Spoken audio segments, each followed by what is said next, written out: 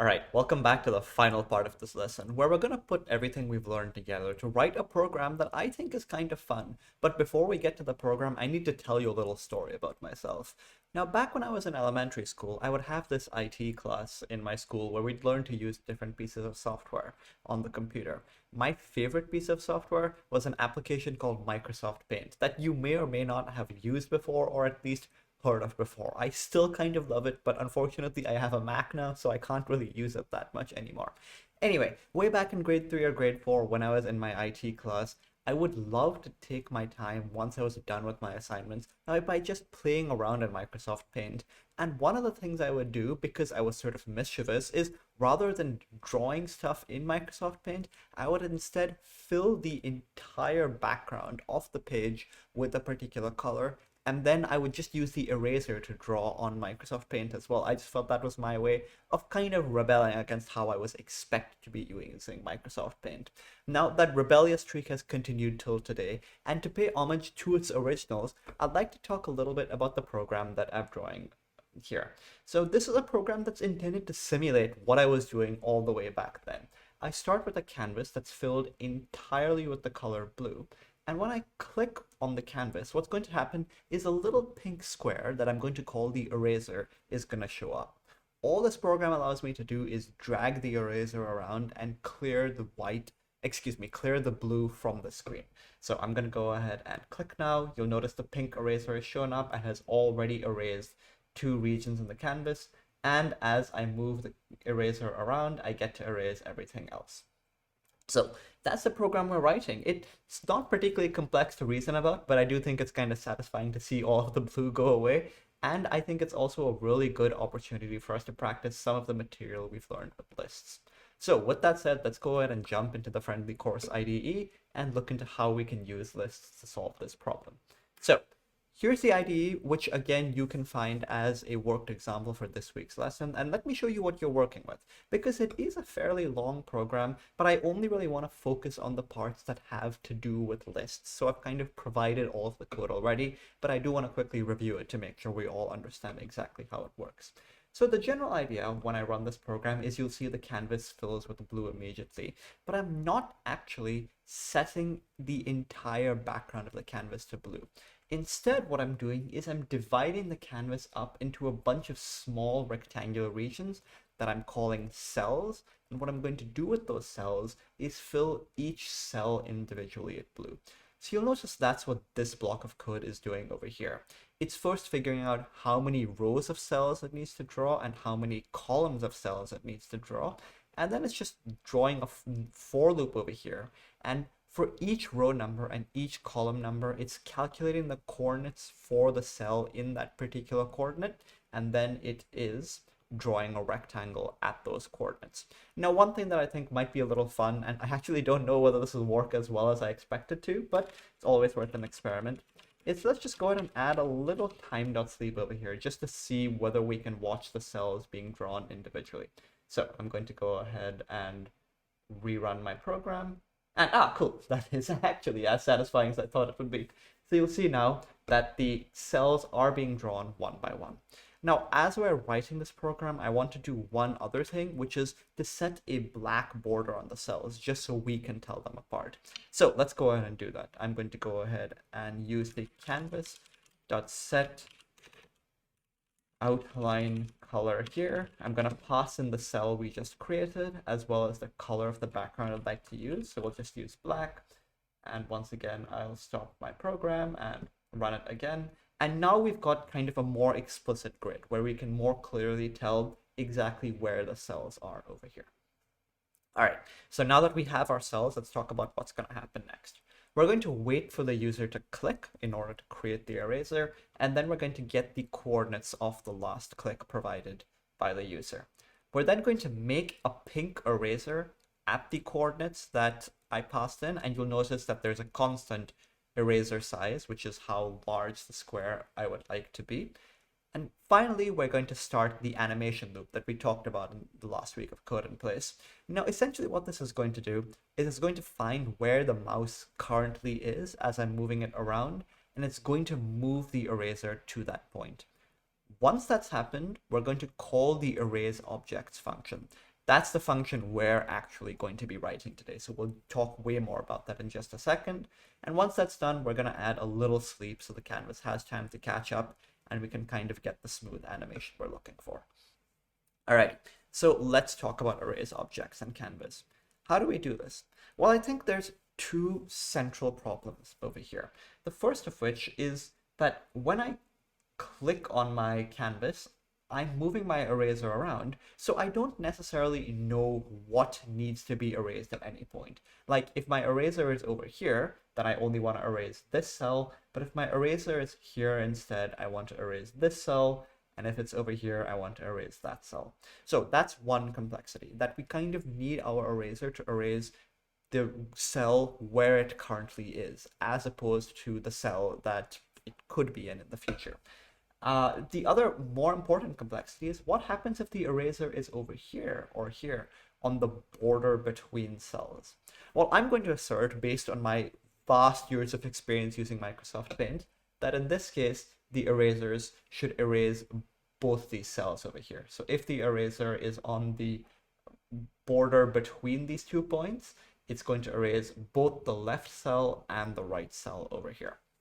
So that's what I would like to happen, meaning that it's possible that at a particular position, there is more than one thing to erase.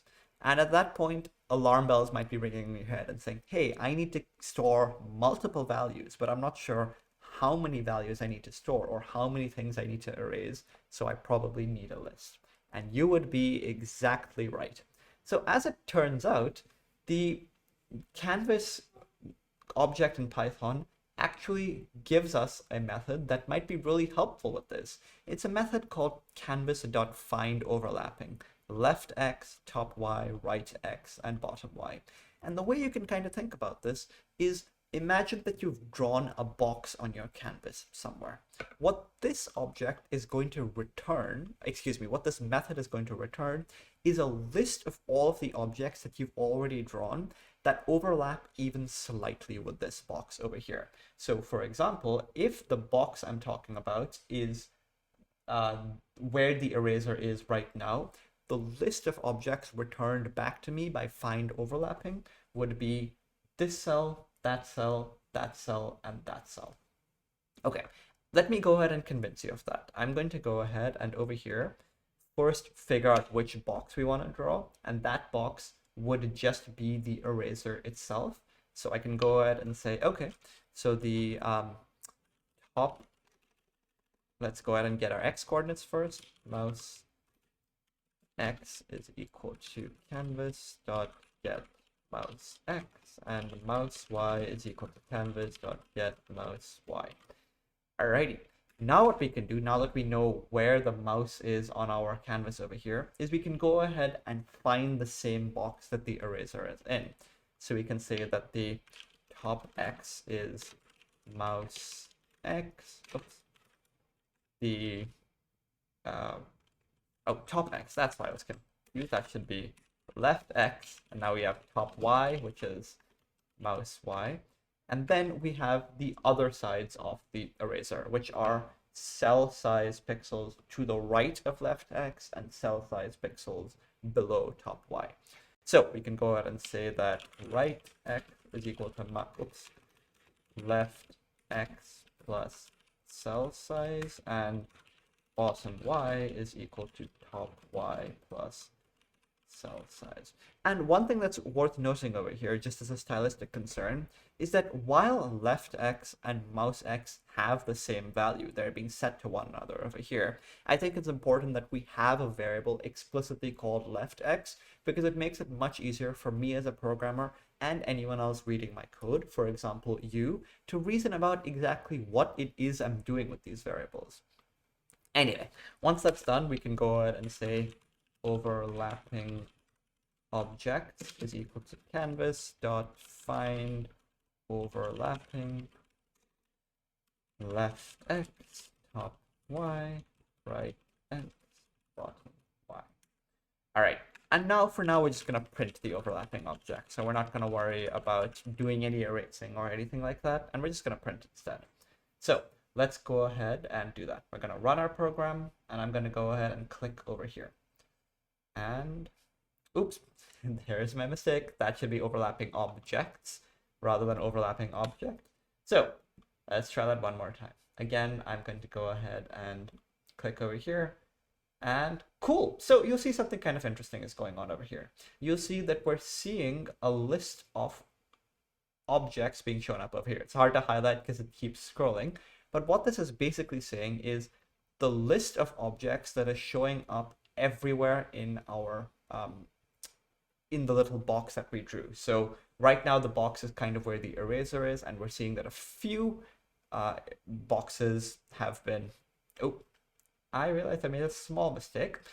We actually want this to be eraser size and eraser size. The problem with using cell size is I would have been using an overlap box that was actually a little larger than the eraser. So pretend that didn't happen. Let me go ahead and run the program again. So now I'm going to go ahead and click over here, and I'm going to stop. So you'll see that the overlapping objects we're printing are in fact a list. It's braces with elements and commas, and those lists contain two elements while the mouse was over here. It contained shape 0, which would have been the first object we drew on the screen, and shape 100. So let's think about this. What would shape 0 be? Well, shape 0 would probably be the very first thing we drew on the canvas. That is this top left square over there. This one would probably be shape 1, that'd be shape 2, shape 3, shape 4, and all that. We can go ahead and confirm that by moving our eraser a little bit. And you'll notice that we are seeing shape 2, and now shape 3, and now shape 4. And if I hover over the boundary between two cells, you'll see we're seeing shape 3, shape 4, and shape 100. So that's what these strings over here represent. They represent which shape exactly we're talking about in terms of when we drew it on the screen. But there's also this other object over here, shape 100, which mysteriously, no matter where our mouse is and where our eraser is overlapping with the eraser. Take a second to think about what that object might be. It's kind of a fun answer. So this shape over here, shape 100, is actually the eraser itself. The eraser is overlapping with itself, and so we're getting it back in every list over here.